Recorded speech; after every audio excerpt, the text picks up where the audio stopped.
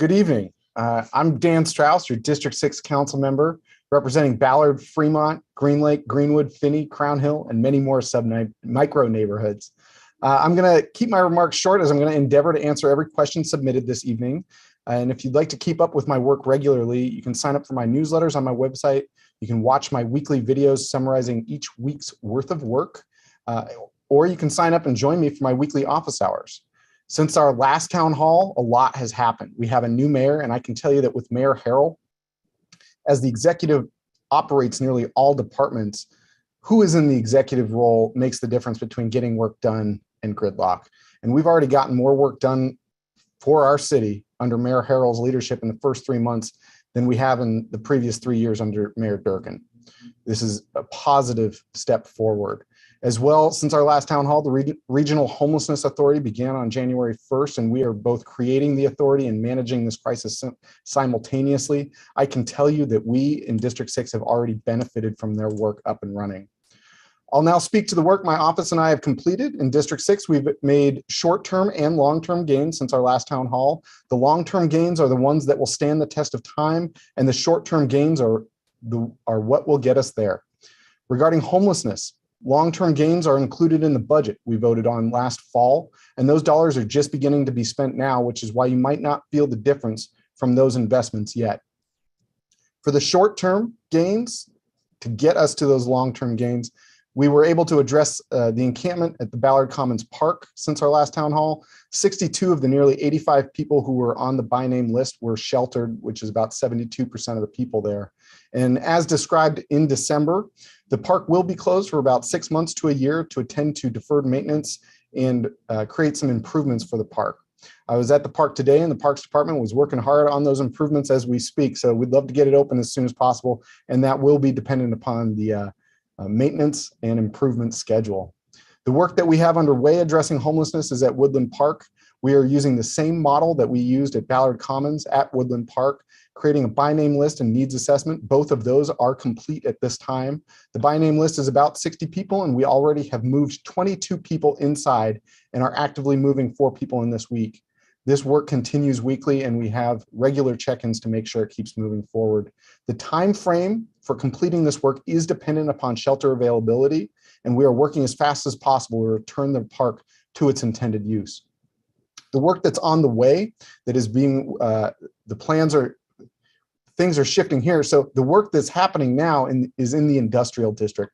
As many of you have felt and seen the reports of fires and gunshots, we are moving out of the planning phase and into the implementation phase. So you'll see, and what has already occurred is increased trash removal and services, already beginning as the larger plan is being finalized. These encampments have been in place for many years, and we have seen an influx of people from other parts in the city in the last 30 to 45 days. The framework for us to attend to Woodland Park was created while we were engaging in the Ballard Commons, and the same is true with the industrial district. We are creating the plan and already beginning to implement it, and we are shifting into higher gear now. My framework has been to address homelessness in District 6, addressing Ballard Commons in the west, then Woodland Park in the east, and then from the north at 85th and Mary, and from the south from Leary Way, to address all of the homelessness in Ballard and District 6. This takes time, and because the problem is so large, and it has been large for many years, that we have to take one bite at a time, the same way you eat an elephant, and we're underway with that work. I've been meeting with the mayor's office regarding the plan for the industrial district, and as of today, we are transitioning from planning stages to implementation. The felt impact of this work always begins slow, and as we continue to focus on these specific sites, the momentum of pro-social behavior only increases. So for those of you who are wondering what's going on there, you will begin to have a felt difference. It might not happen tomorrow. It is happening as fast as we can make it occur. Regarding public safety, I've been working with business associations and individuals since last winter, including the Seattle Attorney's Office, the King County Prosecutors, and the Seattle Police Department. These meetings have been set up to help businesses target harden their establishments and to help SPD and prosecutors have the information they need to make meaningful interventions into criminal activity. And from this, I'm case conferencing every week about people, places, and situations occur with the Seattle Attorney's Office, King County Prosecutor's Office, and SPD. And this includes the shootings over the last month in the industrial district. And we must be very clear, addressing crime and addressing homelessness are separate interventions. For homelessness, we must lead with getting people inside and the services they need. And for crime, we must lead with a proportional response, addressing violent crimes or repeated behavior differently than low-level crimes where we must lead with diversion. And if diversion doesn't work, we can always turn to the more expensive options the judicial system has to offer. Regarding the budget, since the last town hall, we did pass and finalize the budget, and I was able to secure funding for important programs. Citywide, the expansion of the mobile crisis team for a total city contribution of $3.5 million as compared to $0 when I took office. The mobile crisis team are the right first responders to work with people who are having a mental health crisis. And if you think about this is a county program, much like the buses, the King County Metro buses are a county program. If Seattle wants to have its own service, we have to pay for it. The same way that we have a Seattle Transportation Benefit District to pay for more bus services. I am here advocating on behalf of all Seattleites for us to have our dedicated mobile crisis team service. I was also able to add $1 million for additional parks remediation work for a total of $3 million in 2022. I was able to secure funding for the Nordic Museum and other museums that did not get federal aid during the COVID pandemic. I was also able to secure funding for a water safety study because we do not currently have a data point understanding of what type of water safety needs our city needs. We have 203 miles of coastline in this city, and we only have one department serving the waterways at this time. We know we need to have more, and this study, third-party study, will help us understand what types of services we need to stand up on our waterways. I was also able to help stand up a small landlord group and a study of the rental housing market. The rental housing market study stopped in 2018, and so I'm happy to get that restarted. And the small landlord group to be able to help understand the policy implications for the smallest landlords in our city. I was also able to maintain and expand the vehicle residency outreach program, the only program that we have working with people who live in their cars and RVs. This program was scrapped in the budget, and I was able to get it back in and expand it. And we also funded increased outreach and engagement ahead of the next comprehensive plan major update. This is going to be the plan that really shapes zoning as we move forward. It will be adopted in 2024. And so I wanted to make sure that there was the funding needed to get your opinions and your perspectives incorporated into the plan. Here in District 6, I was able to fund a Finney Neighborhood Association Hot Meals Coordinator. Their Hot Meals program is just one thing it's the hub that connects to all of the spokes of services that they provide, from mental to dental health to food security and the rest. The Hot Meals program is where people can come together, socialize, and get connected with other services. So this coordinator is very important. I was able to secure funding to restore the mural on 63rd Street under Aurora Avenue, as well as streetlights that don't exist on Northwest 48th Street. I was able to ensure that the Green Lake Boathouse replacement is fully funded and that we have funding for the remediation and activation of the Leary Triangle. I was also able to secure the funding for the Ballard Commons Playground that was put on pause during the pandemic, and helped pave the way for the Office of Housing $9.7 million for St. Luke's affordable family housing in the heart of Ballard. I was also able to secure funding for the design for an improved Ballard Avenue Street Cafe program, which we'll get to in just a minute. Here in District 6 overall, not just on the budget, I was able to host 259 office hour meetings in 2021 and solved hundreds of casework issues for District 6 residents. I regularly meet with neighborhood groups and associations across the district. And for some of the policies that impact our district the most, I was able to testify multiple times in Olympia for the regional transit bill so that we can get light rail to Ballard faster.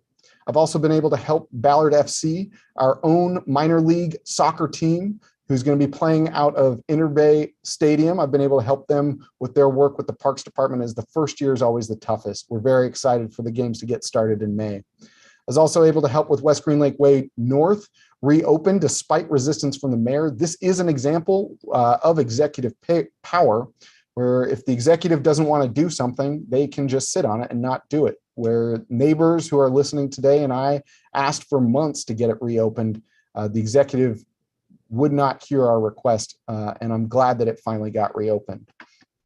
We were also able to transfer the Greenwood Senior Center to the Finney Neighborhood Association so that our community, rather than have it operated by the city, so that our community controls our own destiny. As well, the Crown Hill Action Plan, we got passed. It had been delayed by Mayor Durkin as well. And this plan establishes how Crown Hill will be developed so that we can control how our community is developed.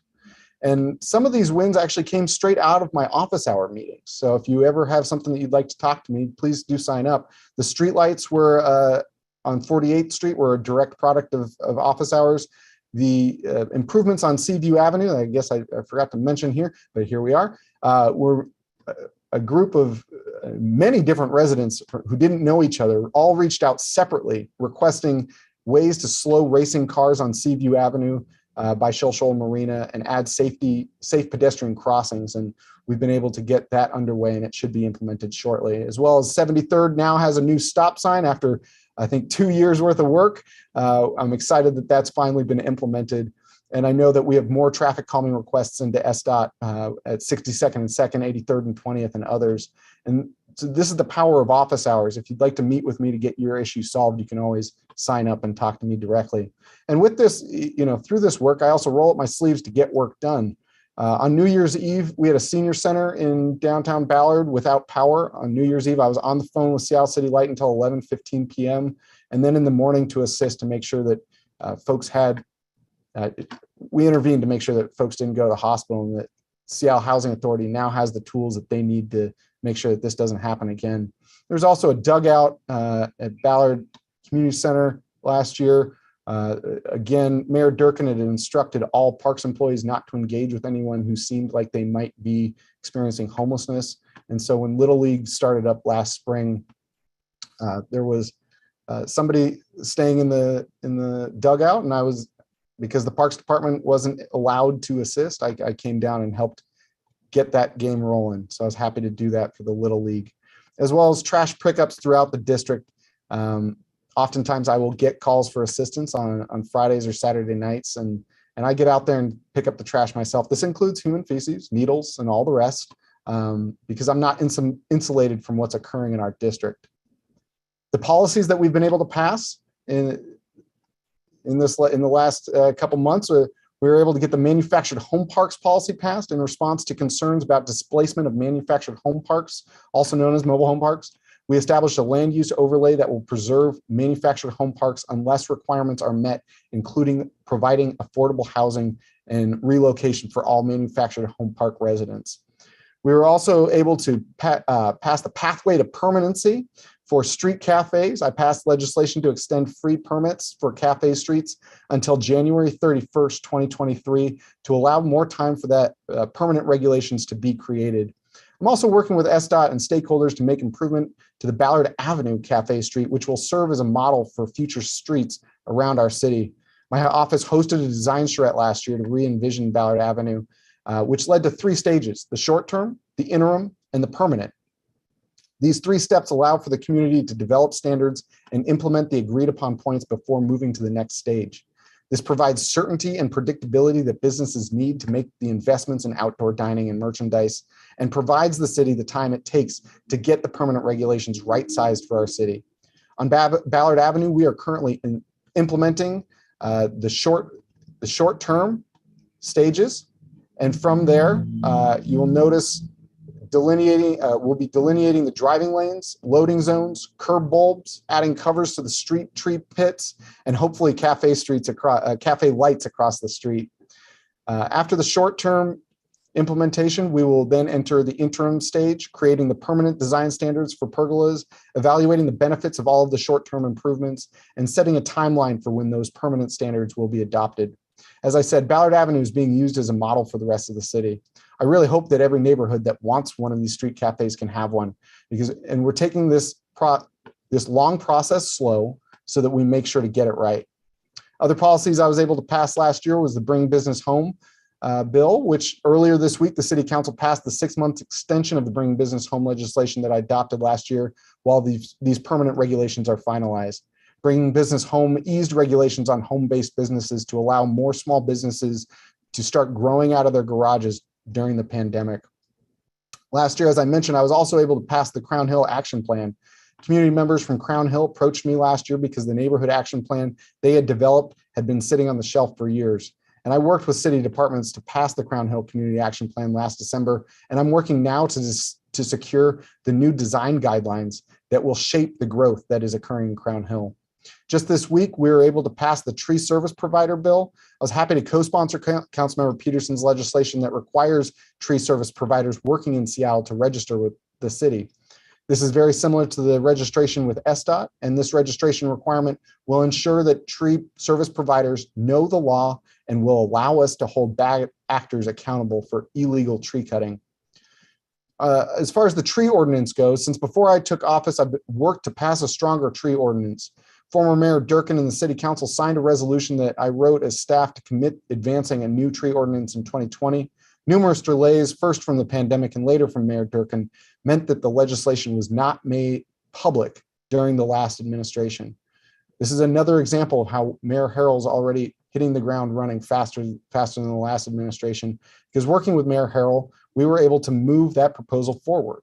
I'll just note for the record that Mayor Herald hasn't taken a position on this proposal. He just knows that we need to let city staff do their work. It is currently, the status of the bill as it is now is it's currently under legal appeal, and we hope to be able to take it up later this year or early next year. Last year, we also passed the Transfer of Development Rights Bill, passed this legislation to expand TDR to Pierce and Snohomish County, since King County has almost met the higher threshold. This is an important win for conservation of green space and farmland, as it allows for buildings in Seattle's urban centers to build taller or larger in exchange for preserving open space outside the city. So when we look to Mount Rainier, if we want to maintain the tree-laden ridge lines between here and Mount Rainier, we need this bill to preserve that land. Otherwise, as we look towards the Cascades, you can now see development all across Issaquah and Bellevue that wasn't there as I was a kid. If we had this bill then, we might still be looking at tree-lined ridge lines out to the Cascades. Also, late last year, we made another update to the energy code, banning fossil fuel water heating in commercial buildings. This followed up on our work in 2021 to pass the strongest, greenest energy code in the country. The Land Use Committee passed this additional measure to expand the requirement for electric water heating to most commercial buildings. So as you can see, my office and I have been working hard for you and for our city, from addressing homelessness to public safety and securing funding for important projects and attending to the issues most pressing to District 6. And I'd like to spend the rest of this evening hearing from you. So I know that we have nearly 100 questions submitted, and I'll endeavor to answer all of them. And if I can't get through all of the questions before 7:30, I'll send anyone who didn't get their question answered. We'll set up some time with office hours. So with that, we have Mr. On, my committee clerk, with us to ask some of these questions. All right. Our first question comes from Tom S. Tom asks, as a small landlord, I find the first-in-time law very concerning. Because of this law, I must set my rental criteria very high, likely excluding prospective tenants from applying who might otherwise be considered. Furthermore, the law favors those who are able to consistently be checking online for new postings, thereby precluding many from even getting an application in to be considered. What data does the city have to show that this law is working and whether or not it has benefited or adversely affected prospective renters? Tom, this is a great question. If this is the Tom F. from Ballard, I think that you may have even been present at my very first campaign event, and we've had this discussion a number of times. I'm happy to send over some more data. And I know that there are good actors out there that have a hard time with legislation like this, because this legislation is very important to make sure that people are not discriminated against across the city and by larger institutions. And so, Tom, I know that you've had some trouble with this, and we'll be happy to follow up after the town hall with some more data. And I know that you've had a hard time with this, and it is an important law across the city. Thank you. Next question is from another Tom L this time. As SDOT tries to reconcile the important... I'm having a little hard time hearing you, so I don't know if the viewing public is as well. One moment.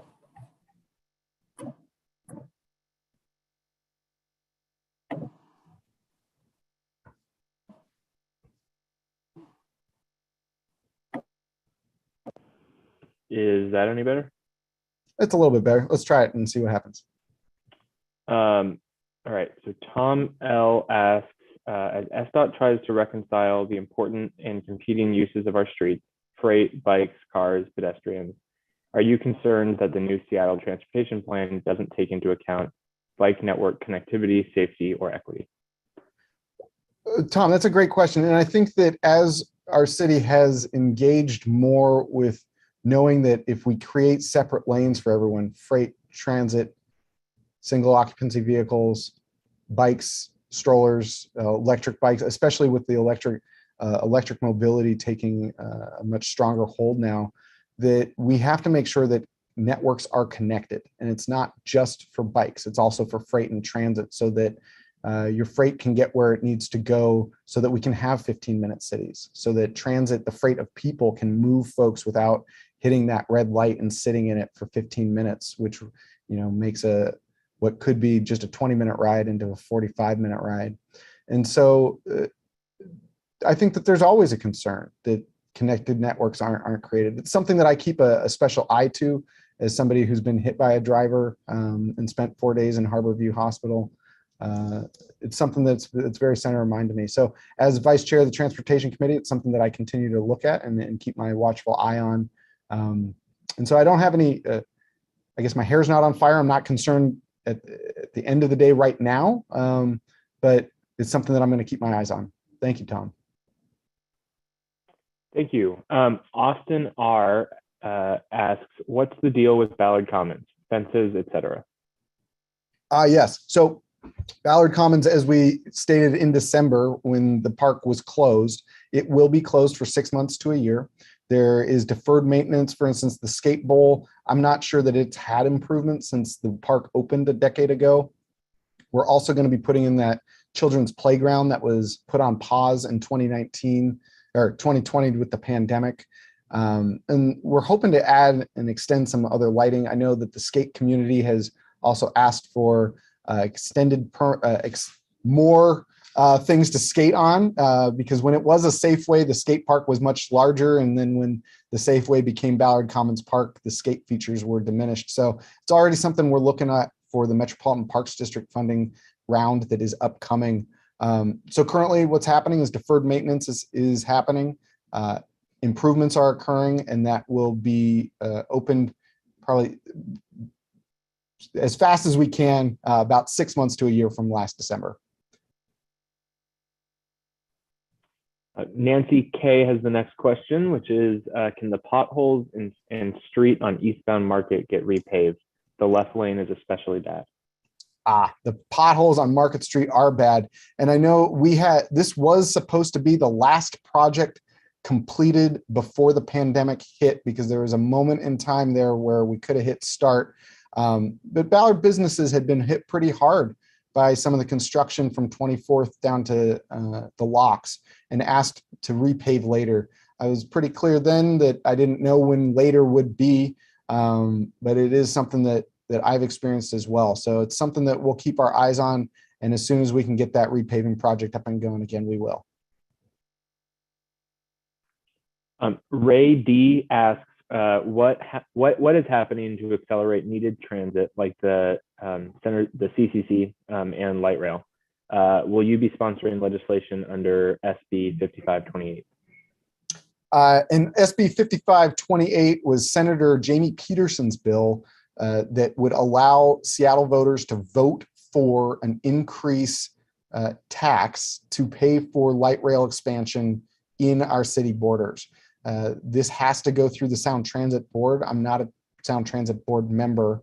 I will continue working with Councilmember Juarez, who is a board member, to see what we can do, because this SB 5528 really gives us a new opportunity to get to Ballard faster, to get to Crown Hill and beyond.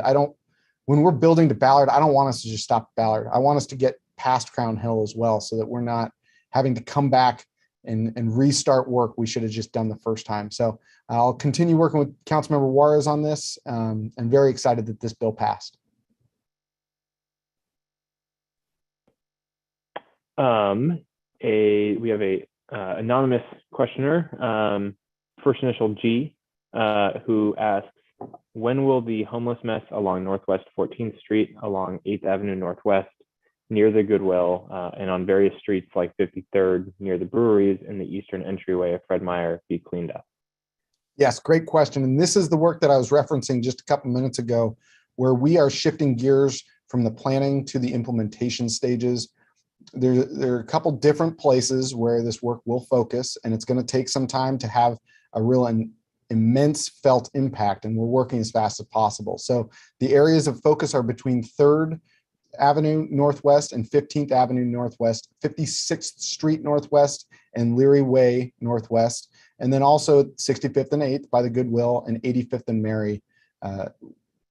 We're going to take this one place at a time and get the work done to make sure that folks who need to come in, what I've found in this area of Ballard is that there are people engaged in criminal activity who are not homeless. We have predators who are preying upon people who are homeless, who are housed, the businesses. We have people who are vulnerable, who are being taken advantage of, and we have folks that are simply down and out.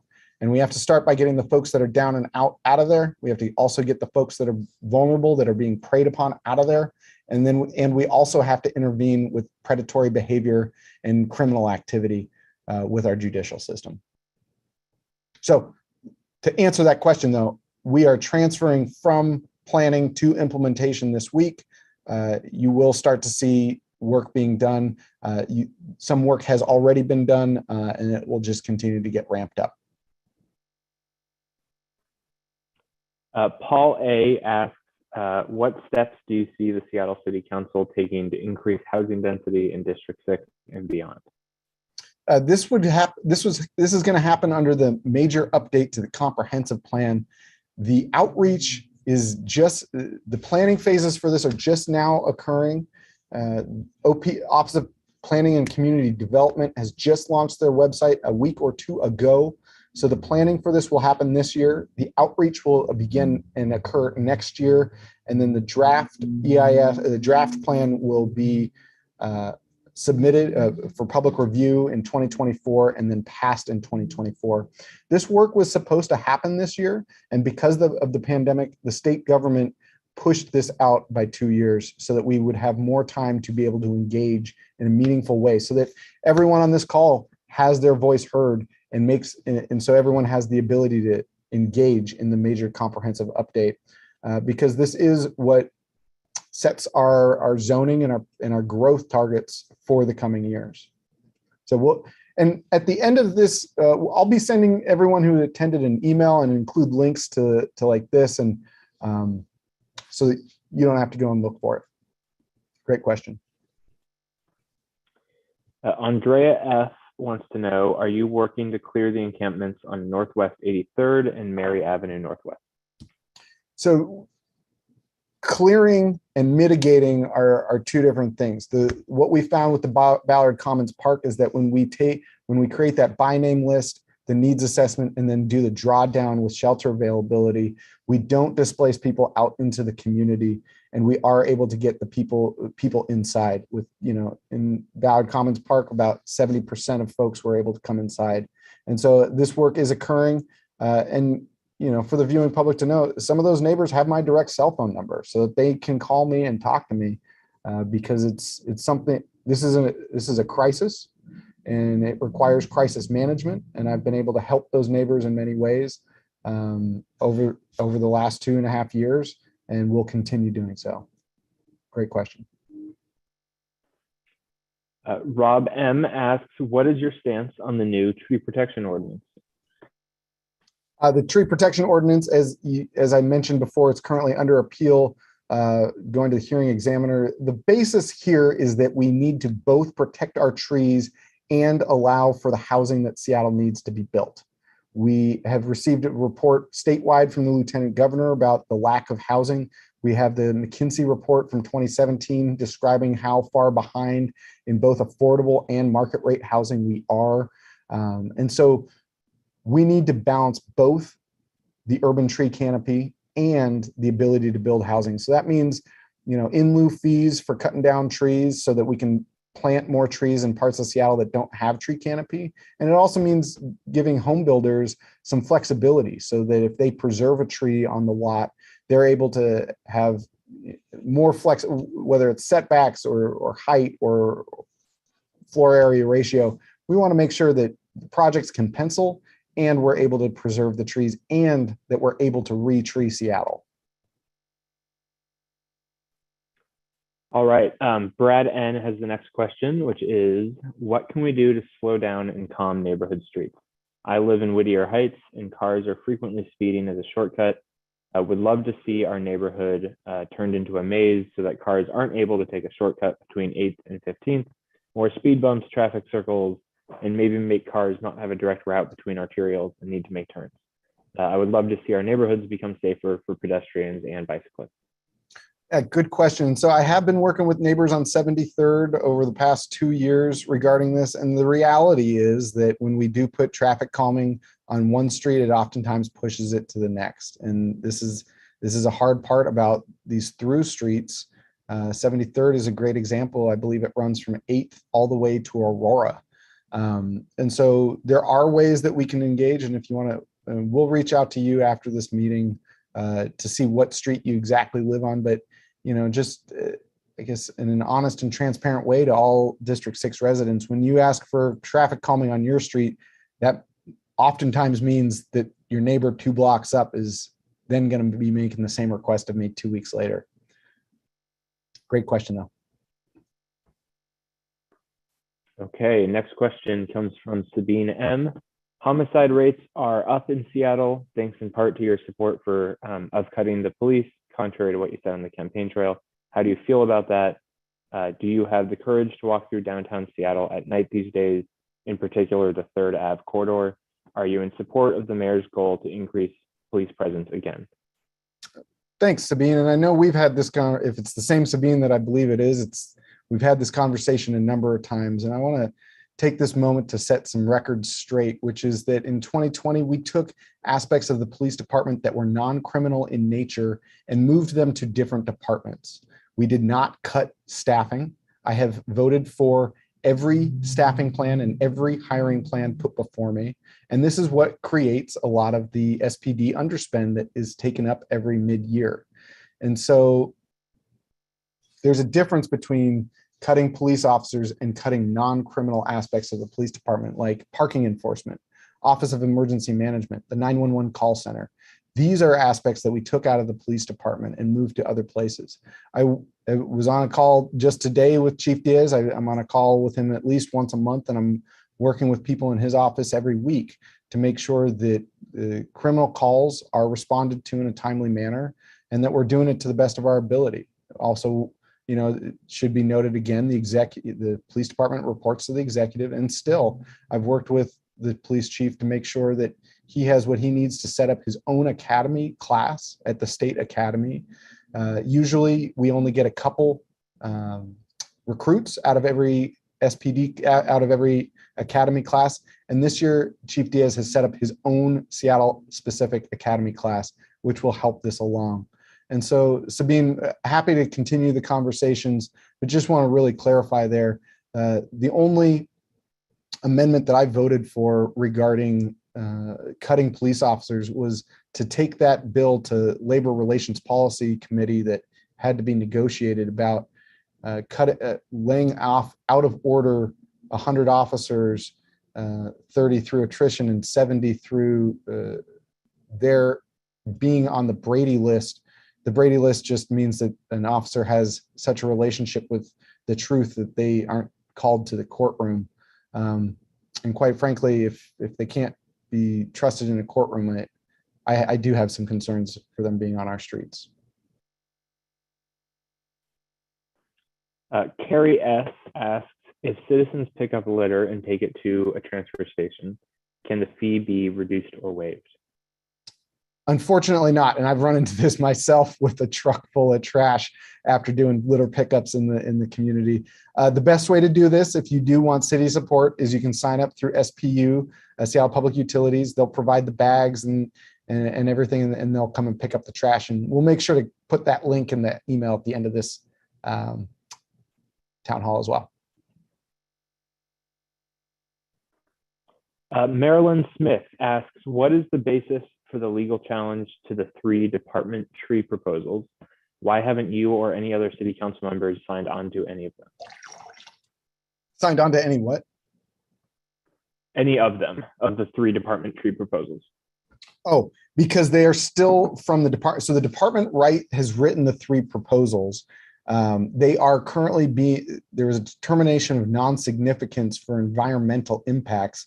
And that was appealed by home builders because they felt that it was going to infringe upon their ability to build homes in our city. And so it is going to the hearing examiner. Once it's out of the hearing examiner, probably August, September, it will then come to city council. At that time, we can then put our names on the bill or have it as department written legislation that we can then amend. So stay tuned for this fall. Okay, Connie D asks, we need to have metro service down to Golden Gardens. Speed racing, traffic, and parking is a dangerous nightmare to residents, cyclists, and all pedestrians as warmer weather comes, especially on weekends. Connie, I can't agree with you more. I should say for years I've tried to get metro service back down to Golden Gardens. The issue there is it really is only summer dependent. The 44 route has been said to not be able to go there because it works on electric trolley lines. However, in the aforementioned construction of Market Street, we saw that those Metro 44 route was able to de-link from the trolley line, get down to 7-Eleven on its own battery power. So working on that. As far as the pedestrian or the cars driving too fast, etc., we've been working with some of those local residents. So you'll be seeing increased signage, the delineation of driving versus parking lanes, a new crosswalk, and some new signs just to slow drivers down, especially through that S-curve. All right, Mark B asks, when the eventual sweep of Woodland Park occurs, what steps are you taking to ensure that the unhoused people currently living there will have more realistic solutions to receive assistance and are not simply herded to another part of the city? Yeah, thank you. That's a great question. And that's the importance of doing a drawdown rather than a displacement of people by using the by name list and the needs assessment to get folks into adequate shelter. Before pandemic, we were relying almost exclusively on congregate shelter, meaning a gymnasium full of bunk beds, which was frankly not a safe place for a lot of people to go. If you had one predator in that gymnasium, everyone was subject to their predatory behavior. What we know now is non-congregate shelter. So that's either 4 walls and a door that a person can lock, or enhanced shelter where it's maybe 4 people in a room and they have 24/7 access. These types of shelters are more widely accepted than congregate shelter.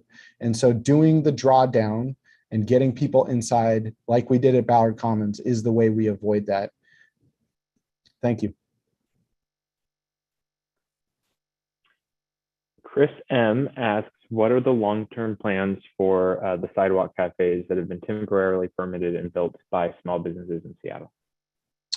Thanks. And so, as I said, the pathway to permanency is giving us the length of time needed for SDOT to develop these permanent regulations. What we saw in 2021 especially is that SDOT could have spent their time designing these permanent regulations. That would have come at the cost of providing the permits for these for the pergolas to go up. So rather than focus on long-term solutions, they made sure to get the pergolas up and running. So right now we've provided them SDOT until the end of this year to get those permanent regulations in place so that they're right-sized for our city. And it's there might be a fee moving forward. There's probably going to be a little bit more regulation, and you can hear it from me.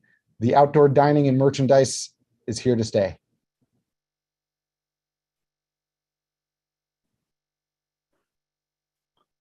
All right. Laura M asks, thank you for your update a couple of weeks ago regarding the Woodland Park encampment. How is the city keeping on top of new unhoused entrants to the park in the by name list and needs assessment? Are new entrants asked to leave? Can you please establish a deadline to clear the park of campers so it can be open to all by the summer?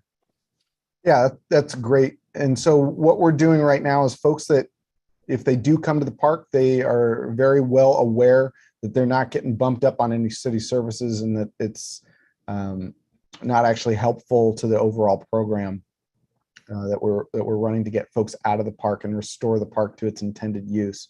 And so, they are still they're still eligible for the city shelter beds that are available each week. We have dedicated a large portion of those beds to the folks on the by name list. And as we continue, we'll continue the education of just because you came and showed up late doesn't mean you're going to get bumped up on a list anywhere. And they are still eligible for the same city services anyone who is homeless in the city is eligible for. And we are, as I said, out of about 60, we're at 22 people in, and that's after taking the time to create the by name list and the needs assessment. I'll tell you, we're a little bit further along than I expected to be at this time. And while I don't have a firm date for you yet, it will be coming soon. All right. Heather K asks, what are you specifically doing differently today to address the increasing property crime in our district? Good question. And so that's part of the case management between the city attorney's office, the King County prosecutor's office, the Seattle Police Department, and the mayor's office. Because what I found was that these really three, the prosecutors and the SPD, weren't having conversations about what is happening in District 6 as a group. And it's just the silos of bureaucracy.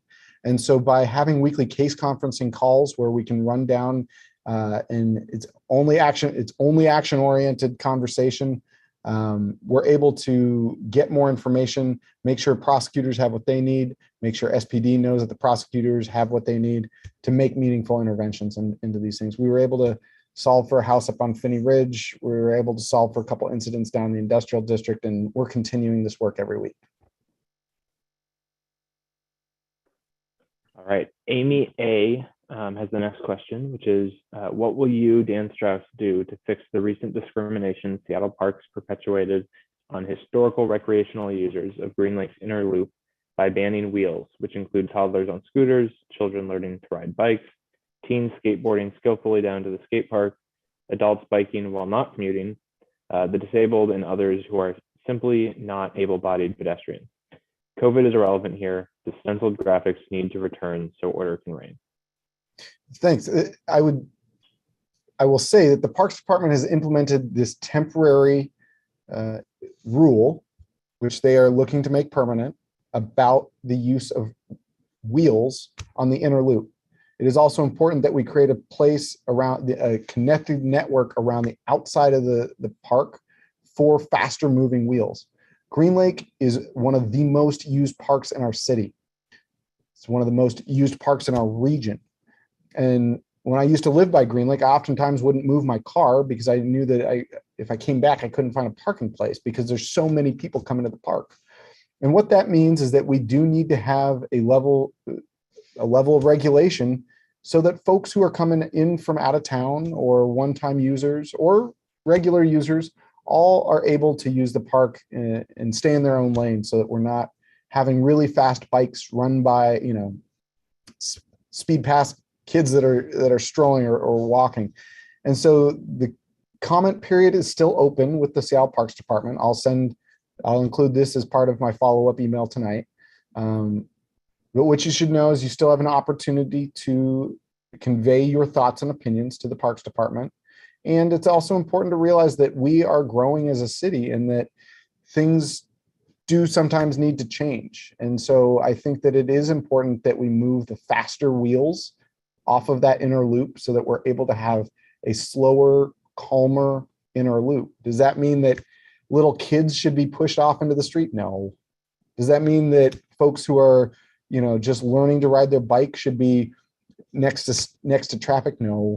Does that mean that folks who have different abilities are forced to not use the interpath? No. But it does mean that we are at a point in our city where Green Lake is changing so much that we do need to make sure that the faster wheels are outside of the inner loop and that the inner loop is calm enough for everyone to enjoy it. So we'll follow up with the parks information so that you're able to have your concerns heard by the Parks Board as well. Okay, Nancy H asks, what are you doing to ensure that the Herald administration follows through on commitments to improve transit, bicycle, and pedestrian infrastructure? For example, the planned completion of the outer loop around Green Lake. This is just the same question. So I know that the Mayor Herald does something differently than the last executive, which is he empowers his staff to make the subject matter experts hired by the city to do their good work. And then, he makes sure it's good, of course, because he has a good critical eye for quality assurance. And I know that he is already, I don't know where he is exactly, to be honest, but I know that the plans to make sure that that outer loop are connected are underway and ongoing. I believe SDOT just had an open house maybe a month or two ago presenting more information. And we can also include the links to that project delivery schedule. But it will be important to get that loop connected. When I took office, the improvements around the majority of the lake were just being implemented then. The plan had been created before I was even running for elected office, and there were some things that weren't done as well as they could be, and those things are going to be improved. And we now have the moment to connect that final stretch of the missing link around Green Lake. All right, Betsy K asks, it looks like Lower Woodland is getting worse, not better, with a huge homeless encampment. It is appalling to me. When will we get our city park back? What will be done to clean it up? Where will these people go? So thank you. That's a good question. And I know that even as I walked through it, it kind of catches you off guard from time to time, because people who are down and out, you can't take pity on them and leave them unforsaken. You have to be able to give them the services that they need and get them inside. And that's what we're doing. And so drawdowns do take time. When we were doing the Ballard Commons work, because we were changing the way that the city was doing business regarding homeless encampments by doing drawdowns rather than displacements, we were not able to be as open with the public about the process as I am able to be open with you about Woodland Park. So during that drawdown with Ballard Commons Park, it oftentimes felt like it was getting worse, when actually we were getting more people inside and drawing down the population of the park. That's the same thing going on right now at Woodland Park. We are drawing down the population. We are remediating the places in the parks that have been impacted. And we're going to continue down this road until we get the work done. The timeline is dependent upon shelter availability. Thank you. Bill D says, I like your thinking about homelessness. Please talk about options to provide additional shelter and services for people experiencing unsheltered homelessness. Also, I am particularly concerned about the low pay and high turnover for essential workers in nonprofit organizations that provide shelter, housing, and other services to people experiencing homelessness. Please speak to that problem too. Thank you. And so last year during the budget process, I was able to secure funding to increase the pay for social service providers. This is similar to the hazard pay that was provided for grocery workers, because we know that there's a high level of turnover in this industry. It's stressful work and it's hard work. And so we did that. That is occurring. Can you ask me the first section of that question? I lost it. Just get into the second part. Yes. Please talk about options to provide additional shelter and services for people experiencing unsheltered homelessness. Thank you. This is critical and key. The Regional Homelessness Authority that has finally become operational this year now uses all of the city and the county funding. That previously was the city and the county each having overhead and working without case conferencing. Now we have one organization with less overhead and the ability to get those dollars out. So there was just a request for a proposal that was closed for non-congregate shelter. I know that upcoming we have the Safe Lots program for cars and RV, people living in cars and RVs. So these services are rolling out. The budget that we passed last year is just now being spent, and not all of the dollars are even being spent right at this moment because it's a year-long budget. And so you'll be seeing these improvements in the coming months. Okay, Tony C. Asks or says, I really appreciate your work to preserve Seattle's trees. Would there be any coordination with Seattle City Light to require proper pruning techniques for large trees near overhead wires? I have to interact directly with the Office of Vegetation Management to keep them from drop crotching or L-type side shearing on my 60-year-old specimen tree. Yeah, and if you need help, we're always here to help you. This falls under casework, and we'd be happy to make sure that City Light has the information that they need for your specific tree. This is something where trees in the right of way or near power lines often need different type of attention, but this is exactly like our work to try to preserve trees throughout the city. So if you need specific help, we'll reach out to you to make a direct contact there. Angie G asks, for almost a decade, City Council has excluded small housing providers from any legislative presentations or dialogue and ignored the findings of the 2018 rental housing study while passing more than a dozen very impactful new regulations, with more quickly unfolding. Now the city's rental registry shows a steep loss of small-scale rental properties, including many mom and pops, some of the most affordable flexible rentals. Why is there no council committee that engages with or attempts to represent small housing providers during our ongoing housing crisis? Why does the city council treat small landlords in such an ostracizing, not collaborative way compared to other small businesses in the city? Angie, great question. I'm going to start with some parameters here, which is that city council is not an omnibus organization. We are 9 separately elected officials. We are 9 very different people. I am very different than many of my colleagues. I will leave that at that, which is that we are all very different people. You also mentioned that this has been going on for a decade, and I've been elected for 2.25 years. So this was predating me in a lot of ways. And when I hit the ground here, I realized that rental housing market study had been stopped in 2018 and that we needed to get it going again so that we have real data rather than just anecdotes to go off of, as well as I helped stand up the small landlord work group that can work with STCI so that there's a commission, that there's a body that we can turn to understand the implications of these laws, because there's a lot of things regarding landlords that rules need to be put in place for the larger, more corporate landlords. But if we're not careful with it, then we'll push out folks that, don't have a lawyer on staff to be able to navigate the different laws, that don't know what the rules are. And that's also why, not this last budget, the budget before, I helped expand the property owner and tenant assistance group at SDCI. This group is tasked with essentially helping property owners who are landlords and tenants so to navigate the legal requirements and all of the different laws out there. So if you're either a small landlord or a tenant and you'd like some assistance from the property owner and tenant assistance group, please email us and we'll get you connected. But to answer your question, Angie, that's why we got that study rolling again, and that's why we set up that small landlord group to have these conversations. All right, Steve Z asks, will we get an updated tree protection ordinance passed this year?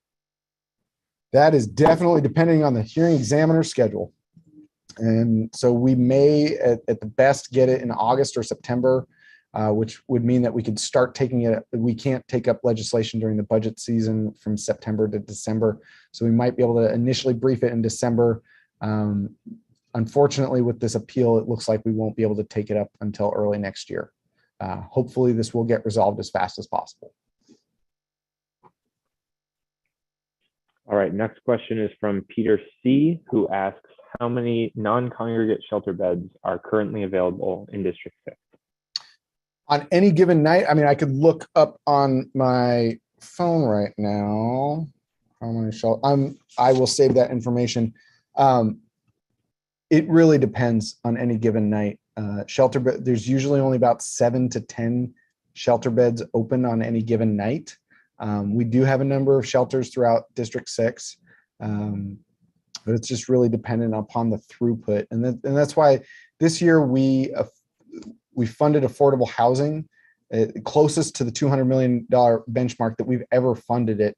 The McKinsey study that I mentioned a little earlier, the 2017 McKinsey study, said that the city alone needs to be investing $200 million a year to affordable housing to meet the benchmark to get us out of this hole that we're in. And so this year was one of the first times we were able to do that. And the throughput out of shelter is to affordable and sometimes permanent supportive housing. And so without those dollars being spent, the throughput is much slower. So there's going to be some shelter expansion this year. There's going to be more affordable and permanent supportive housing this year, creating more throughput. So we're both expanding shelter and increasing throughput this year. Great question, Peter. Jeff B asks, what work in the pipeline and or assurances would you give to a longtime resident who is considering moving out of the area owing to increased neighborhood and property crime? I'd tell you that we've got a new mayor and the mayor's on it. And I can tell you that with the executive being in control of so many different departments and having somebody that trusts and listens to others, that I've seen more work in these last 3 months than I've seen. I was staff for 2 years before I was elected. And so I was here for the entire last mayor's term. One thing that really stands out, again, I said earlier, crime requires a different intervention than homelessness. But when we talk about homelessness, Mayor Murray had the Emergency Operations Center open every day to deal with homelessness. So decision makers from every department were there in the room together to coordinate how we addressed homelessness. That process ended, I think, in the first month or two under Mayor Durkin. And Mayor Herald's team has already stood up something that's better, that doesn't require use of the Emergency Operations Center and has decision makers all around the table to be able to intervene in specific situations. So if anything, in the last 3 months that I've seen with Mayor Herald's tenacity and with the Regional Homelessness Authority standing up so that we're able to deal with crime and criminal behavior on one hand and homelessness on the other, because they are separate types of interventions, I'm seeing us around the corner. And while we're not out of the tunnel, I'm seeing the light at the end of the tunnel. And the new administration gives me a lot of hope. Jonah S. Asks, what specifically is being done to increase police presence and decrease police response time in Ballard? Great question. And so same thing that I said before, we're working with the chief to get SPD only academy classes to get the police department more sworn officers.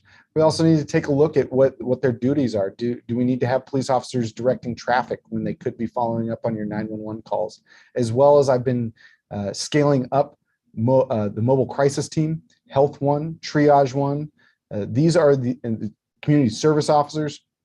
These aspects of police response that don't require a sworn officer. We had a National Institute of Criminal Justice Reform study. This was a third-party study that evaluated our 911 calls, and it determined that 12% today of these calls could be performed by 12% of 911 calls going to SPD sworn officers could be deployed to a non-sworn officer. If we put the right parameters in place, we could get up to 49% of calls. And so if you want a police officer at your door faster, we make sure that they are only focused on crime, because when we're focusing police time on non-criminal activities, that makes their time getting to you much longer. I've always said we have to have the right first responder right on time. And that means for mobile crisis team to be able to attend to somebody in a mental health crisis, that if somebody needs Health One, that they are getting these types of first responder interventions rather than an officer with a gun that might not have the resources available. So to get faster response times to you, we're hiring more police officers and we're scaling up the alternatives so police time can be focused on crime. So Penny O then asks, in all the talk of hiring bonuses, where is the city at on paying more to social service workers? Yeah, so I co-sponsored the amendment last year to get frontline service workers a higher cost of living increase, as well as we need to be aware that there's many different entities within the city that are having trouble hiring, from city line crews to lifeguards. We need to be able to make sure that we're giving incentives to all of these positions. You know, police officers across the nation, what we are experiencing in Seattle is happening across the nation. And for us to be competitive, hiring bonuses are one of those tools. Okay, the next question is from Houston Y. What are the city council's near-term plans to dramatically increase the supply of homes to meet long pent-up demand at all levels of affordability? For example, citywide zoning changes to start, as well as ensure the infrastructure of our city can handle the increased population. For example, improved public transit through higher frequency of service and better routes connecting the city's neighborhoods. Great question. And so again, I'll start with city council is not one omnibus thing or person. We are 9 separately elected officials who are 9 very different people who do not always agree. And so that is why it is important that Office of Planning and Community Development leads this work with doing a robust amount of outreach to citizens about the comprehensive major update that is coming, so that we're able to set the parameters for growth in a thoughtful and constructive way. And then also what you were talking about, making sure that high frequency transit lines have the resources that they need bus lanes to make sure that they don't get caught in traffic. And so that when you go to the bus stop, you don't have to wait more than 15 minutes and you know that your bus is coming and you have a predictable travel time so that you don't have to guess if you're catching the 44. Is it going to take me 20 minutes to get to the UW? Or is it going to take me 45 minutes to get to the UW? These are some of those examples that I'm going to continue working on, because it's also not just transit, it's also our sewers and our electrical grids, to make sure that we're able to, and to let everyone know there's not a concern right now. I've checked in on these things and they are handling themselves well, and there's no problems as of today. But you're right. If we take on a whole lot more people, that infrastructure needs to be increased and improved. And so these are exactly those things that I'm looking at, because, you know, growing up in Ballard, it was a completely different city. I sometimes feel like I can't ever go home to the town I grew up in because it's changed so much. You know, my love for this neighborhood has only grown with this change. And I keep my eye on making sure that our infrastructure is meeting the growth's needs. Great question. All right, Matt S. asks, what are you doing to address the spate of recent shootings, Ballard Food Bank on Monday, March 28th, 17th Avenue on Friday, March 25th, and the continued proliferation of encampments and ongoing public safety issues in Ballard? Yeah, thanks. Good question. So this is on 2 hands here. We have the case conferencing that we do every week with SPD, Seattle City Attorney's Office, and the King County Prosecutor's Office, and the Mayor's Office. And then on the other hand, we have addressing homelessness. And so these have been part of these weekly discussions that we have been having, forming the plan of intervention, and we are now switching gears into implementation. So you will be seeing a greater increase in presence and services to make sure that we're able to get folks out of there into shelter, and that we're able to intervene in criminal activity.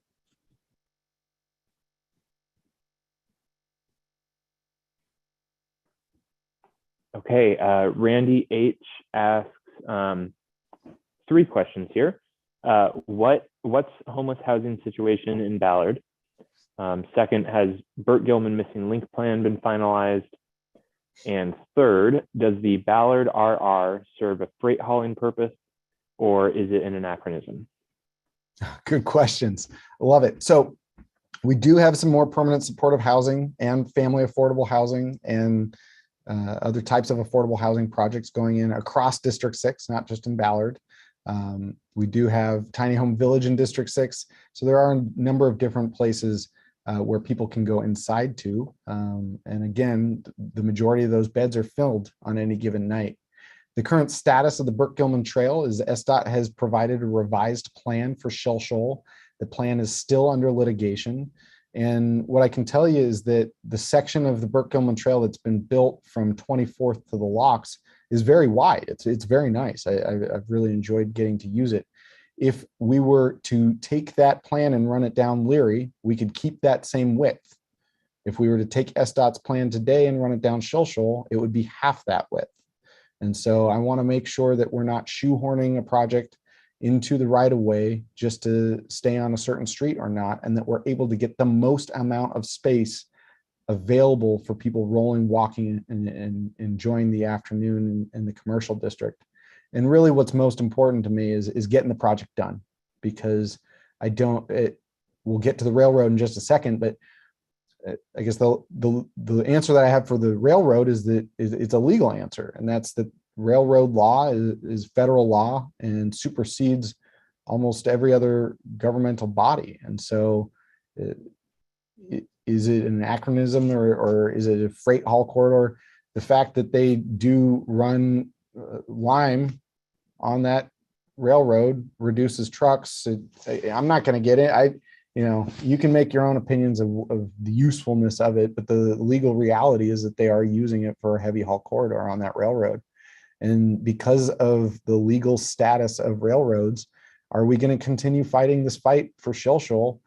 Or are we going to look at Leary, where we could have twice the amount of bike space and pedestrian space? And I think that's a question that we really need to wrestle with, because, when I started meeting about the Burke-Gilman Trail missing link in 1994, the missing link started at Hales Ales, and it didn't go anywhere from there.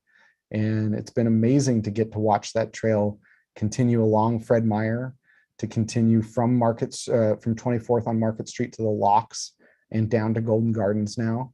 And so in the nearly 30 years I've been involved in this conversation, our neighborhood has really changed too. In 94, there was no political appetite to have bike infrastructure on the streets. There's none. The only way you could do it was by having a grade separated bike trail. And that's why they turned the Burke-Gilman Railroad into a Burke-Gilman Trail. And we're just in a different place in our society now, talking about connected networks of bike lanes. And so I think we need to really look at this in a robust fashion and not just try and shoehorn something in, and we need to get it done. All right. Scott H has the next question, which I'm going to edit just slightly for language. Why are trees and sidewalk dining more important than homeless people and shootings? The answer is they're not. The answer is that we are able to do more than one thing at once. And especially with the new mayor getting into action and getting engaged, we're able to do all of these things because we have an entire tower of city employees downtown able to push this work forward. When all of that work has to come across one person's desk for review by that individual, it slows work down and it makes it feel like nothing's getting done. We have an administration that empowers people to make good decisions, who are subject matter experts, and get that work done. And so that's what you're seeing, is we're able to do both. Michelle J asks, can you provide specifics on how you are working with the broader city council to support and ensure increased police staffing and enforcement of existing laws? The homeless encampments and RV parks have increased crime against both Ballard businesses and our homes. The current council seems to care more about the homeless than it does for law-abiding businesses and constituents that paying council's salaries. Please discuss how you are advocating for law enforcement and safer Ballard streets. Thanks. And this is a question very similar to ones that we've gotten before, which is to talk about how we're doing case conferencing for criminal behavior, and then operational coordination meetings to address homelessness. Because we do have people who are not homeless perpetuating a lot of the criminal behavior and using predators in our community to perpetuate that against folks who are vulnerable and down and out, and against people who live in homes and have businesses. And there's very few people at the very top of that food chain. and interventions with them have a ripple effect. And so that's what we're doing. We're working with the folks that are down and out and intervening in the more organized elements of this criminal activity so we can do both at once. Okay, Christina W. asks, why do you continually ignore the problems that Ballard have been facing? Why do you refuse to help the citizens of Ballard feel safe while protecting criminals who have raped, assaulted, and murdered innocent and not so innocent individuals? Why do you want kids to see some drug addict overdosing on drugs or injecting heroin into their body? I don't. And I do respond through office hours, meetings with business associations, meetings with local community leaders. And Christina, if you'd like to meet, I'd be happy to meet with you. I think you've heard through this program tonight that we're addressing crime and we're addressing homelessness, and that this work is underway at a faster rate under Mayor Herald than it has in the last 4 years. And so I'm sorry that this is how this has been your experience. And please do know that we are working around the clock to address these issues. And if you'd like to meet with me, I'd be happy to meet with you, because you shouldn't have to see these things. And, you know, with this new administration, we're working hard to change this aspect of our city. Seth B. asks if you can share an update on making cafe streets permanent. Yes, I will summarize very quickly. Gone over it previously, which is just to say that SDOT is currently finalizing their permanent regulations that will be reported on and implemented by the end of this year. If that doesn't happen, we will extend the free permits until they get their permanent regulations in place. And we're also using Ballard Avenue as the model to show other neighborhoods how it's done. And that's extending the curb bulbs. It's making sure that there's a fire lane so that we have pass-through traffic, and that we have delivery zones that are close to the doors for the businesses getting deliveries, so that we make sure to have some parking, and that we're able to use some of those parking places for retail and for restaurants. So right now we're using Ballard Avenue as the model the rest of the city can use, and we're giving SDOT the time that they need to develop those permanent regulations, and we're giving businesses the predictability and the certainty that they need to make their investments in these structures, because they're not cheap. And you know, something that's, the city is benefiting from this by increased sales tax. You know, and in the old days of calculating the rates here, we would take what the total cost of with the total revenue generation of a parking stall would create over a year and charge a business that. And a small business doesn't have that ability to pay that amount of money. And that math does not take into account sales tax revenue. And so this is a really important moment that SDOT's taking to get these policies right. We're giving them the time to do it right, and we will give them as much time as they need. And the more time they take, the more time that these permits are free. So I'll say it again, street dining and outdoor merchandise are here to stay in Seattle. Kelly K asks, I've been enjoying Green Lake again now that tents have been removed and feel safer. When will the tents on Mary behind Safeway be removed? What is being done to make our community, Ballard, safer? Every time I go to QFC, Safeway, Target, I am a witness to a crime. It feels like our neighborhood is lawless. So this is something that I've worked with Seattle Police Department regarding those locations before. And I know that Seattle Police, the chief, has been out to these locations before, both with crime prevention coordinators for target hardening, and for intervening in some of this criminal behavior.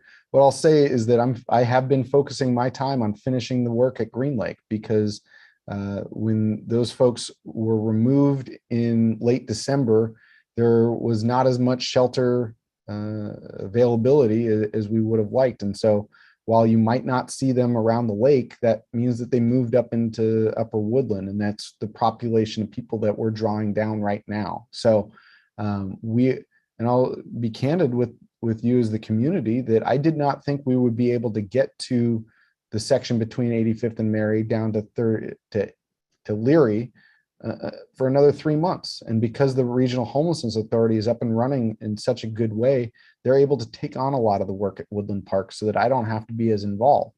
And this is how we are perpetuating momentum to bring solutions to our community.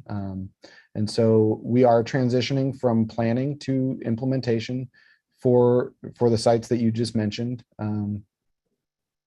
We're getting underway, and I'm sorry it's taken so long. And also, you know, the neighbors, I've met with some of the folks that work at Safeway. I shopped at Safeway. The neighbors across the street have my phone number. I'm not insulated from this, and it's important that we bring solutions to the situation. Nicole W. says, I am a Ballard resident who is concerned about the increased crime in my neighborhood. What immediate action will you take to support the local small businesses who are experiencing repetitive acts of vandalism and theft while reducing crime? Call me, email me to let me know that you need some help, because we do the case conferencing. We can get you in touch with the Joseph Ellenboss, the crime prevention coordinator, who can walk you through target hardening. And, you know, there's one building in downtown Ballard that was built when there was still a Denny's on Market Street, when Ballard was a different town. And when that building was built, it didn't have the security measures put in place because we were still, it was a joke to go to Ballard. Everyone who lived in Ballard loved it and didn't want anyone else to come over.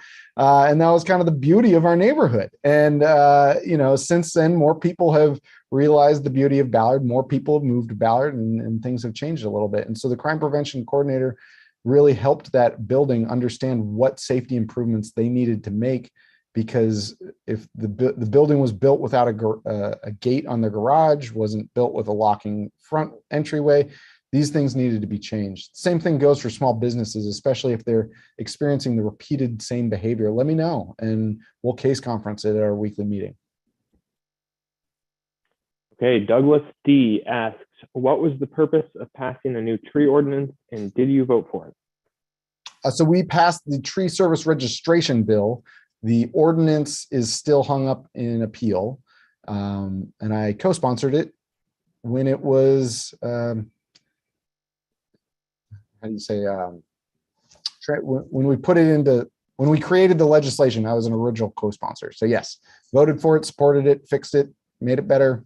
Really appreciated Councilmember Peterson's work on it. And Toby on his team really did a lot of legwork there too. So great work all around. Caroline S. asks, the unhoused folks at the park near the library, where are they now that the park has been closed and sealed off? They were able to go to a number of different shelter sites throughout the city. Caroline, if you want, we can get you the list of those sites. And that was able to be done with so quickly because we had an immense amount of shelter expansion come online in a short period of time. We don't have that shelter capacity expansion happening now, and we will have it this year. As I mentioned before, the RFP for non-congregate shelter through the Regional Homelessness Authority just closed, and so we'll have those new units standing up soon. We'll see some expansions of the Tiny Home Village in Inner Bay. And so, you know, the folks that were living at Ballard Commons went over to Rosie's Village over in the U District, went down to Inner Bay. There were some sites in the Central District. We can get you the list if you'd like. But I was really proud of the city team, because the hardest thing that I think we did was we changed how we addressed homelessness. Rather than giving 72 hours notice, we made sure to go in and get that by names list and that needs assessment, and it created longer lasting results for our community. All right, Phil S. asks, why are there still encampments growing along 8th Avenue Northwest and throughout Ballard and beyond? Many more park closures and RV fires, or how many more park closures and RV fires is it going to take before the council will take greater action? Whatever little you're doing is clearly not working.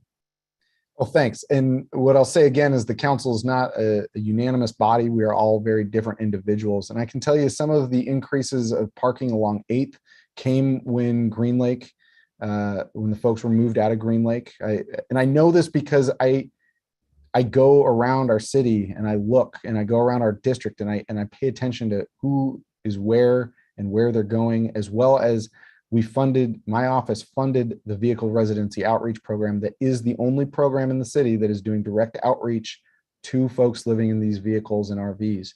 And so it's important to recognize that as people have been pushed around other parts of the city, that's also why in the last 30 to 45 days, the industrial district has gotten so much more intense, because people have been coming from other parts of the city. And so we are continuing to work to provide, like I said, the Regional Homelessness Authority has just finished up with their RFP for safe lots to give people a place to go.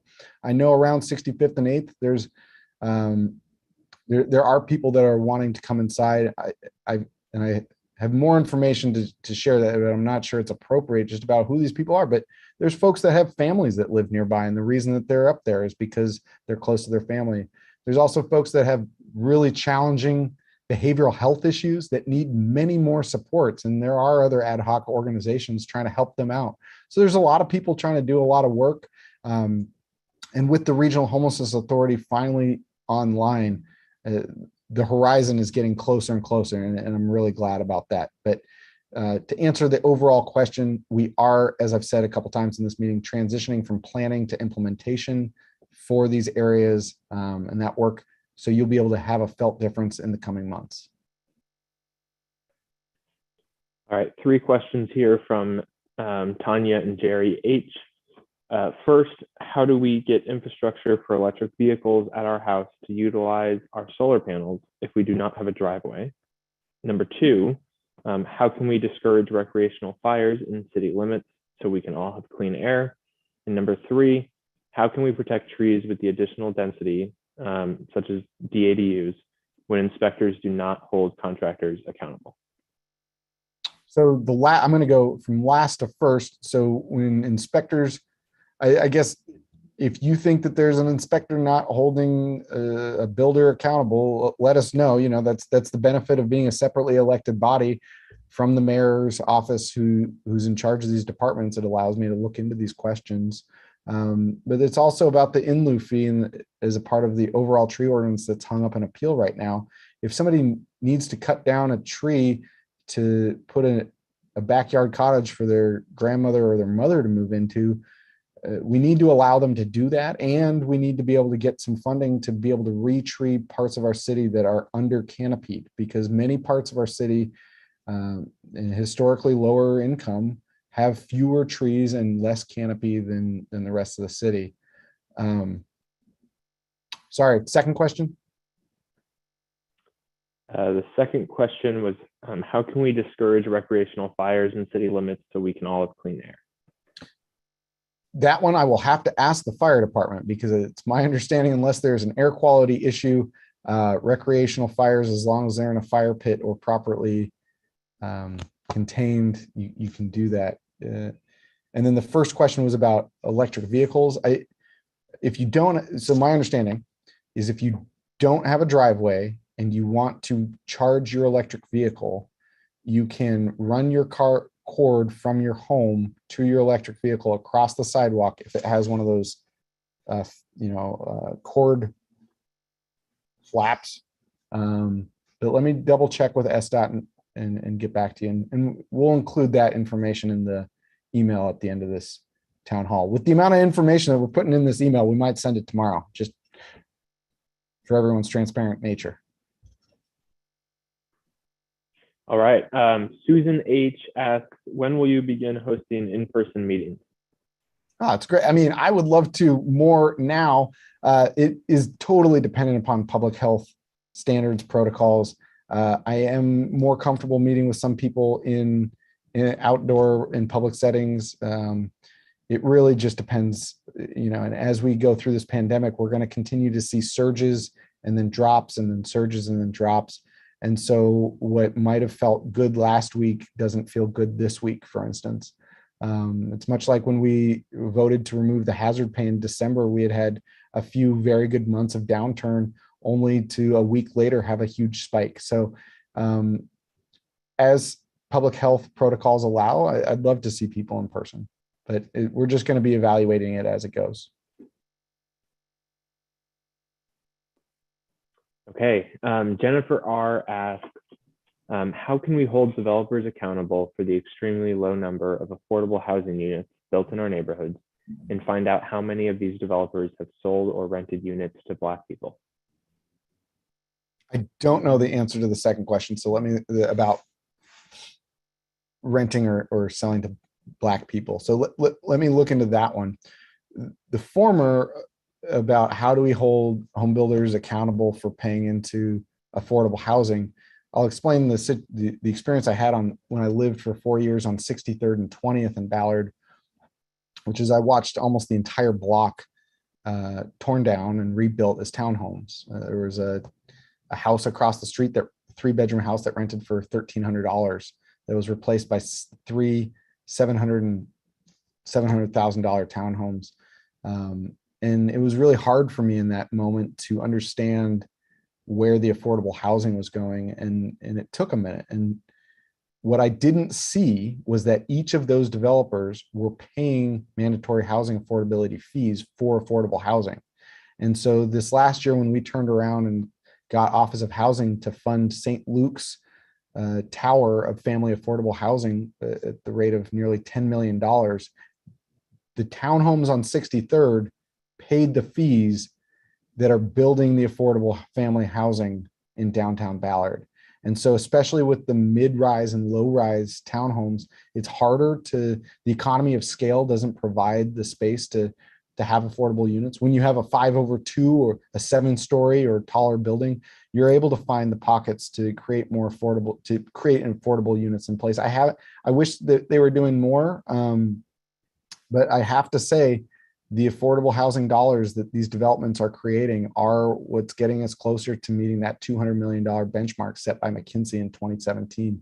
And so while you might, especially with townhomes, while you might not see it, it is happening. And for me, it's really important that we get these Office of Housing dollars into our neighborhood to offset the growth that we're experiencing. We're having the same thing up on 85th and 28th, the Habitat for Humanity buildings that are going in. We've got homes that folks can buy to create generational wealth there. And that project was actually really interesting when we balance housing and trees again. They have 7 units for sale. That was going to be 8 units, but they saved the trees instead. And so for some environmental health, we've reduced how many people can buy an affordable home in Seattle, but sometimes those are the trade-offs you make. All right, Brian P. asks, I'm a small individual, not an LLC or corporation, housing provider of 3 single-family homes who has been selling out of Seattle and investing in a community outside of Seattle due to the nonstop anti-housing provider regulations handed down by the Seattle City Council over the last approximately 6 years. What is your plan to stop people like myself from exiting Seattle's rental market? Thanks. Good question. Again, I've been on council for 2.25 years, and sounds like you've been having these issues for 6. And so that's why when I got on council, I made sure that we had a group that is formalized so that you're able to, the small mom and pop landlords that don't have lawyers, to be able to understand the amount of regulations that are coming down in our city, because we do, and the state has also passed down a lot more regulations, and we need to make sure that those regulations match up. And so again, I increased the amount of money that the property owner and tenant assistance group has for staffing. And so whether you're a property owner or a tenant and you need help, let us know and we'll connect you there. So helping to set up the rental market study, helping to set up that group of landlords and tenants, and getting that property owner and tenant assistance group more money. Those are the 3 things I've done in the last 2.25 years. All right, Sharon L. asks, why can't the city promptly move all the folks residing in Woodland Park to a city designated location that has services, while more appropriate shelter is found for them, so that the park is quickly recovered for use by the general public? In short, it would be more expensive. And in short, also, we are drawing down that population as rapidly as possible. For us to say everyone has to move to somewhere else, just even the moving of them would delay our work getting done. And so I can tell you, we are working as fast as possible to restore the park to its intended use. And the majority of the park does not have people experiencing homelessness living there anymore, because we have really focused down on a geographic space. And so There is a section of the park that is still, people are still living in it, and we're drawing it down. We've increased the amount of trash services there. We've increased the amount of mitigation services there to make sure that there's fewer damages done. And that's also part of why I increased the amount of remediation dollars in the parks budget last year, because I know the impact on our parks in the last 2 years during the international pandemic. And it's not lost on me that we've got a lot of work to do to fix it. So in short, it's cheaper and faster to keep people where they are and get them into housing and shelter right now, because we're doing it pretty rapidly. And that timeline is going to be dependent upon shelter availability. And I've made sure to make sure the Parks Department has the funds they need to restore the park as fast as possible. So that's the answer. All right. Leon P asks, will your tree initiative keep me from removing a nuisance tree in my own yard? Will I be able to remove a nuisance tree and replace it with a smaller one without the city charging me? And the answer to that is it depends, and the legislation isn't finalized. So I can't tell you left or right what's going to be contained in the final bill. What I can tell you is that an exceptional or significant tree, the proposal as it stands right now, increases the protection for those types of trees. It does create an in lieu fee if you are going to cut down a significant or exceptional tree. But for other smaller trees, and if you're just doing your own arbor work, you're not going to have that. You're not going to be required in the same ways in the current proposal. Now, everything could change once it goes through the hearing examiner. Everything could change once it gets adopted as a bill, and everything could change as amendments are put forward on the bill. So it's an iterative process, so it depends, and we'll see what the final bill comes out with. All right. David B asks, what will be done about the violent crime and recent shooting in the neighborhood around the Ballard Food Bank? I run a business next door, and one of my employees was almost shot on her way home from work. This is not acceptable. We're seriously considering moving out of Ballard after 10 plus years after incidents like this and several recent break-ins. David, I'd be happy to meet with you, because the history of the industrial district is that because there's not activity at night, it has traditionally been encamped in, and there's traditionally more antisocial behavior. This has been going on for years. And as I said earlier, I really had to focus to make sure we dealt with what was going on at Ballard Commons Park and then at Woodland Park. And now we're really focused in on the industrial area. And so I'd love to meet with you if you want to talk about what's going forward, because you shouldn't have to worry about getting shot on your way home. And I can tell you that the mayor's office is engaged in this, is aware of this. And we're switching gears from planning to implementation now.